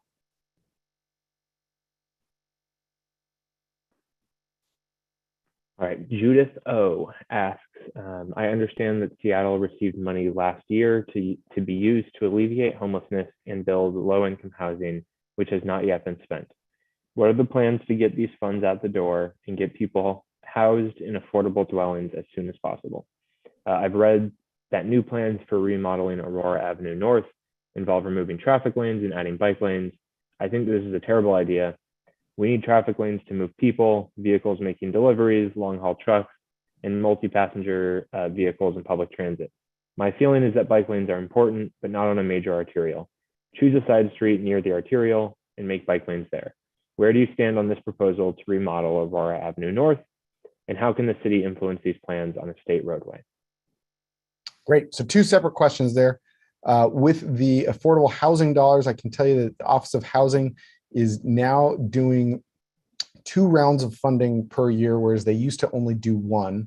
I'm not sure if you were just referencing some of the kerfuffle about tiny home village funding, which you can read about in the Seattle Times. But what I can say regarding that is that there's Office of Housing dollars that is going to buy and build affordable housing for Seattleites. And then there's the tiny home village non-congregate shelter funding that's currently going through the Regional Homelessness Authority. And those dollars are getting out faster than they were under the city with our last mayor. And as far as Aurora goes, I think it's important to take as one step back and look at it not as the corridor going north and south, the corridor going east and west. And there's currently a median in Aurora up there. So I'm not sure that there's real. I'll continue to look and work with Senator Carlisle, work with Senator Leas on North Aurora. The real main intention there, though, is to create the east-west corridors for people to be able to cross that major highway. And the reason I say that is because if you keep going east just a little bit from there, you hit the John Lewis Memorial Bridge, which takes you straight to light rail, to take you straight to Thornton Creek Plaza and the Kraken Community Iceplex. If you go west from Aurora, it takes you up into Greenwood and then down to Carkeek Park and up to Crown Hill. And so right now, when we're talking about connected networks for people to walk, roll, and get around, crossing Aurora in that section from 105th down to 95th is one of the more challenging sections. And so it is going to be important for us to reimagine how our streets look and feel, because we need to maintain the ability to get our long haul trucks through, to make sure that we're not impacting freight or transit, which is the freight of people. Because again, I come back to, if we want a 15-minute city where you can walk 15 minutes and get everything that you need, it's going to require freight to come into those communities to deliver the goods so that you don't have to get in a car and drive somewhere. I've also seen, as the city's done road diets, I remember, I don't know if it was about a decade ago, they took 2 lanes on 24th Northwest and turned it into one. And I thought the neighborhood would completely lose their cool because of the fear that it would, in fact, take longer to get through this from 65th past Market Street. And what actually happened by reducing those lanes and including a turning lane is it removed cars turning in a through lane, and it increased throughput through the lane. And so I know that sometimes changes can be hard and transitions are always the hardest moments. But what's important to me is that we, in North Aurora, is that we make those east-west pedestrian connections, that we revitalize the Oak Tree Plaza that the Seattle School District owns, and that we really make a true connection from Northgate all the way to Golden Gardens and Carkeek Park, because that's a really important connection to make. Okay, Kathy D asks, what is happening with the climate committee? Climate committee is still under discussion. I will say that I've already had very productive conversations with Office of Sustainability and Environment, Justin Farrell, and I've already spoken to the mayor's office. What we are most interested in, there's kind of 3 parts to the committee idea, which is having one, to make sure that there's a conversation occurring between the mayor's office and council about our climate commitments. 2, to understand what are the 10 things we need to be doing right now to address climate crisis. And 3, to understand what are all of the capital costs we have as a city to get us to address climate crisis faster.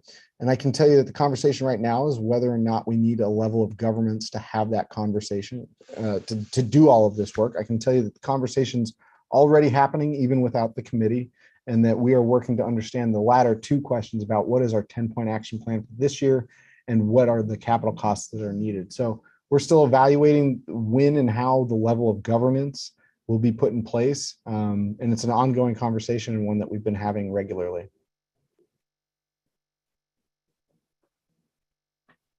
All right, Mark S asks, what is the council doing to get police staffing back up to where it should be? Again, I think I've answered this question before, working with Chief Diaz about the SPD only class at the State Academy. As you may know, to get an officer from the academy, usually you only get a couple officers from every academy session. So now we're going to do our own SPD only session at the State Academy, as well as recruiting from other jurisdictions as well. And lastly, as I said earlier, this is a nationwide problem. Police departments across the nation had a lot of people leave their departments and are having trouble hiring. Okay, Joel M asks, lots of concern around the shooting outside the Ballard Food Bank earlier this week and the exploding propane tanks from the encampment fire on Wednesday. please share what steps are being taken to bolster public safety. These two incidents were part of case conferencing calls that we've been having this week, and I can tell you that there are more services and interventions in criminal activity coming in the very near future, because this is not a good week, and I want to make sure that we don't ever get back to how we were this week.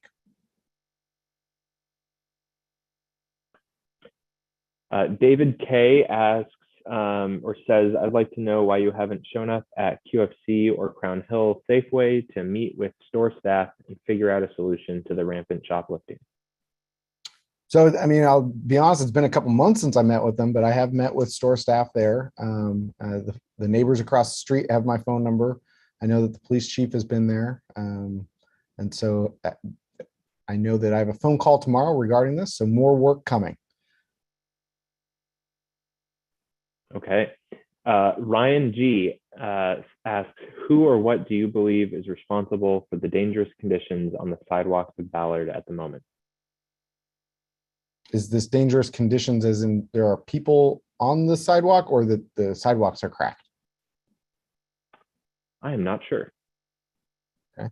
Well, as I said before, we're working on homelessness on one side and criminal activity on the other. If this is an actual infrastructure question about the sidewalks, it is the property owner, adjacent property owners' duty to maintain the sidewalk. And so if there are cracks, having asphalt, patches put in, or concrete patches. If you need help, I'd say just call us, and we'll work with you to get you the solutions that you need. And if there's a place that you think a business or a property owner needs to fix their sidewalks, call us as well, and we'll see what we can do. All right. Jen A asks, what is happening with the Ballard Commons Park? Great question. Yeah, as I said before, we are currently doing deferred maintenance and doing some improvements there. So when I went by the park today, I think there were about 20 parks trucks out there doing work. If you go by, you'll see some pink flags around some water lines and other improvements that are being made. So the park will be closed for about 6 months to a year in total to do this deferred maintenance. As I said, the skate bowl, I don't think it's been improved in the 10 years that the park's been opened. I'd like to see some more lighting. We've got the children's playground on the way. And so, yeah, we're working as quickly as possible. And one of the things that I'll mention is that if we had all of the city's resources focused in just District 6, we would have all of the problems and issues we've discussed tonight fixed overnight. We are a city. We are one Seattle. We are one city together. And so while it may feel like, why isn't the Parks Department at Ballard Commons every day just working as hard as they can to get it done? It's because they have many other parks that they also have to work on, and that there are many places throughout our city that need attention. And I need to make sure that our city is able to do that. I can't, in good faith, ask for all resources, citywide resources just in our district. I have to make sure that we are able to continue doing the work in our district, to do it, to move that work forward and not slide back on anything that we've gained, so that every time we are able to get an investment from the city as a large, that it is a net investment and it's not getting us back to zero buoyancy. Long way of saying, doing some deferred maintenance and improvements in Ballard Commons Park.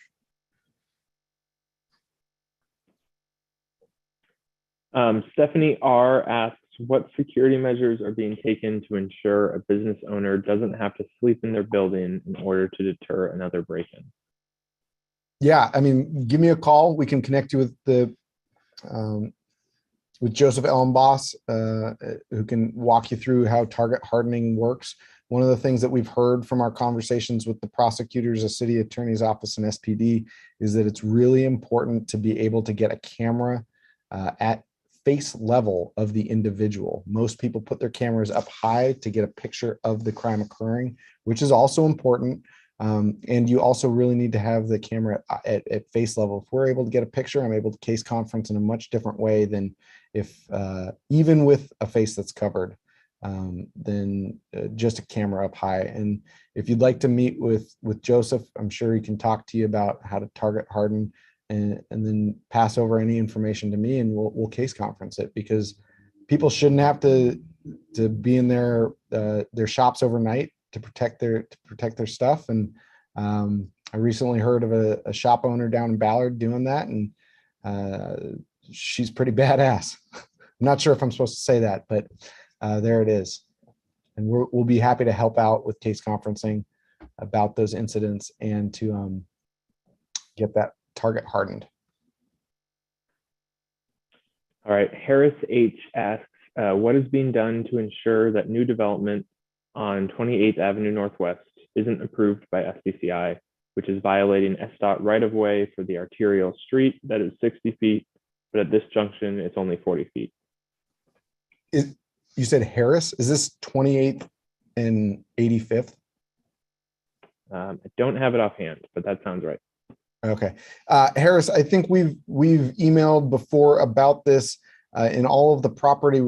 If this is the same, we'll follow up with you offline. If this is the same property that I believe you've emailed us about, this, we've checked all of the city records, all of the county records. This is not right of way. And I've run it through every filter that I could run it through, but we'll follow up with you offline. Okay, Tracy R asks, why is it going to take so long to reopen the Ballard Commons Park and clean and open Lower Woodland Park? With the parking lot gates closed, the paths are becoming roads into the park for those that are camping there. How long before there is a big fire in the park, like so many others in the encampments? So this gets back to a bit of what I was just discussing about Ballard Commons. Of if I took all of the city's resources and poured them into District 6, we could have everything fixed overnight, and that would not be fair to every other district in the city. And it's important for us to gain ground forward, to hold that ground so that every next investment is a net positive investment rather than redoing work we've already done. So with Ballard Commons, again, we're doing some deferred maintenance, doing some improvements. Some of this work hasn't been redone in the 10 years that the park's been open. With Woodland Park, I've been making large efforts to make sure that there is no more driving across anything, because I really have no more patience. I have no patience for it. And it's my understanding that the Parks Department is already beginning to do some remediation so that doesn't keep occurring, and we don't have to continue living with previous damage done until everything is wrapped up there. So the timeline for Woodland Park is dependent upon shelter availability. We're working as quickly as possible and hoping to get it done as fast. We are working as fast as possible to get it done. All right, this next question is anonymous. What is your plan to address the rampant property crime and rapidly increasing violent crime in your district? Again, case conferencing with City Attorney's Office, King County Prosecutor's Office, Seattle Police Department, and the Mayor's Office to address the ongoing issues in our district so that everyone is not siloed by bureaucracy, so that the prosecutors understand what the police understands, and so that the police knows what the prosecutors need to be able to follow up in a meaningful way, so that this doesn't keep occurring. Breaking down bureaucratic silos, get people talking and get them working on issues impacting our district. That's what I'm doing. Bonnie W asks, can you target more housing for the 30 to 40% AMI and below to impact homelessness, as MHA and more market rate housing misses the most critical needs for low income? Yeah, so we have a number of funding sources to build housing. We have the housing levy. We have the Jumpstart payroll tax. We have the mandatory housing affordability. And these different functions are what got us to finally nearly meet the 2017 McKinsey report of $200 million per year. And so these funds are distributed across the AMI spectrum so that we're able to make sure that everyone has a place to stay. And a lot of those funds are being directed into that 30 to 60% AMI category. So I continue to work with the Office of Housing to make sure we get the permanent supportive housing and very low income housing that our city needs.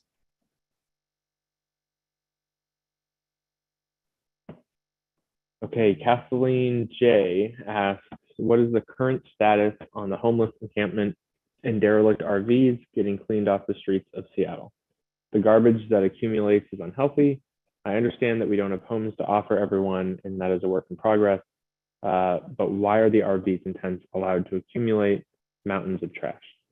If you see an RV that needs trash service, let us know, because we'll get Clean Cities out there to take care of it, or Seattle Public Utilities to take care of it. Under Mayor Herald's administration, the trash service in particular has gotten incredibly better. And from there, the Regional Homelessness Authority, again, just finalized their request for proposals for the Safe Lots program and for their non-congregate shelter. And so those will be turning on in the next few months. So when I say that we're rounding a corner, that I see the light at the end of the tunnel and we're not quite there yet, these are the reasons why. So especially if you need trash removed, absolutely let us know. And we'll also send out the links. One of the things that Mayor Herald's team has done is they took 6 siloed reporting services and systems in the city, and they merged it into one, so that all departments have the same information, and so that your find it, fix it app request doesn't say that it's been resolved when it really hasn't. And so we'll send out the new links that you should be using, because I've seen the database on the back end, and it's very impressive how it collates all of this information into both visual graphics and information, pictures, text, etc. And so if you're having an issue with trash or with an encampment, it is important that you use the links that we're going to send around this evening to report that.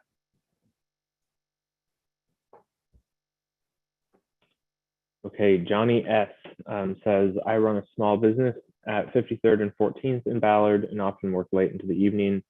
For about 9 months, an RV was parked across the street that was openly dealing drugs. Because my business is in such close proximity, I felt uncomfortably visibly taking pictures or filming the activity for fear of retribution. I would see people with arms full of stolen goods from the Target and Safeway a block away.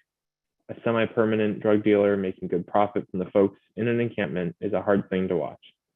I've filed many police reports with details about the RV in question and the activities. Are there other things we can be doing that would be helpful in curbing this sort of commerce? Yeah, this is exactly what we're talking about. Predators taking advantage of people who are vulnerable. Call me. We'll call you too. We'll call you. We'll follow up. This will be helpful for our case conferencing. Okay, Rudy P asks, what are your plans for the Northwest Mary homeless encampment across from the Seattle dentist office next to Baker Park? And what do you recommend for protecting all business districts fairly in the 6th district? This includes owners, workers, and customers. Is this the Rudy? Rudy, this is the Rudy. This is great. Rudy, great to hear from you. I'll give you a call. We can talk more. Rudy, for those who are watching that might not know Rudy, Rudy was instrumental in getting the chief of police out to the Safeway up on 85th and 15th. I'll give you a call. Let's work together. And again, the neighbors across the street from Safeway, they have my number. And let's get to work together. As I've said a couple times in this call, we're switching gears from planning to implementation at this time. All right. Andrea B asks, if we are concerned about housing, why are we allowing Airbnb to proliferate? There were Airbnb regulations put in place by the city council before I was on council. There are strict requirements there. And you're right, if we let it proliferate too much, it takes what would be rental market housing and it puts it on a short-term rental list. There are currently regulations in place, and we'll be happy to follow up with you to understand what those regulations are. And if they aren't meeting your needs, I'm happy to have that conversation as well. Okay, Brian R asks or says, our small businesses are getting hit with break-ins and burglary on a daily basis. Please say that the top 3 priorities for prevention are crime, crime, and crime. Do you get tired of people always complaining about crime and no police?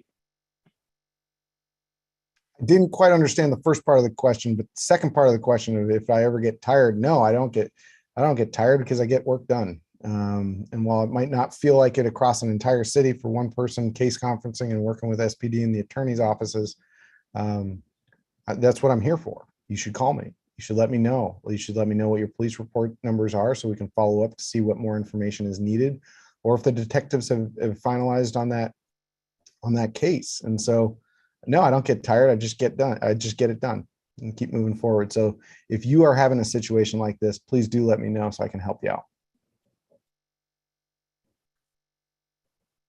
All right. An anonymous Green Lake resident asks, why don't you ever mention that West Green Lake Drive North is planned to be closed on way in your newsletters? Do you think it was a fair public process?